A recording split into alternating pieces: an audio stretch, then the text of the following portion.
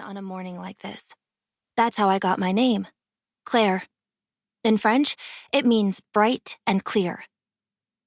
That's what you were from the beginning, my parents always say. You still are. They don't see how my insides flutter when I think about Andy, or school, or how to keep Sunny and Sam safe in our barn instead of sending them to a new one. They don't see the birds in there.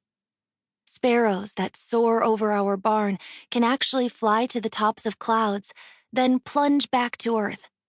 And that's exactly what my flutter feeling is like. It sweeps in from a place beyond me and gets under my skin, shaky as wings. I don't know exactly where my sparrows go when they leave, but they visit more and more now that Andy's gone.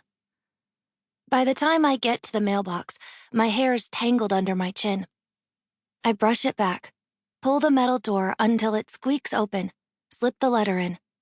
Next comes my favorite part. It was Andy's favorite, too. He was the one who explained we had to tip the red flag up with our fingers so that Mr. Meyer, who's been driving mail around our back road since Mom was my age, knew he needed to stop and take what we'd left inside. Dad says we used to fight over who got to put up the flag.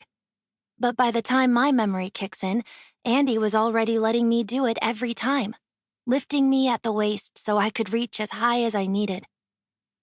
I raise myself a little on my toes now, even though I don't need to anymore, and push the flag up myself. Dear Andy, I wrote this time. Guess what? I miss you. Chapter 2. Back from the barn already? Dad's frying eggs and potatoes at the stove. He doesn't need to turn around to know I'm on the front porch, stamping driveway dirt from my boots. Just mailed a letter. Came back for my hat. I grab it out of the basket by the door and tuck it over my ears. In the living room, Mom pushes her chair back from the desk. She's spent a lot of time there lately, staring at the computer, looking for jobs. But now she bends her head around the doorway to the kitchen and wags her finger at me. Told you it was cold. I hold up my hands. You might have been right. This time. Mom laughs, then wraps her hands around the mug of coffee Dad offers.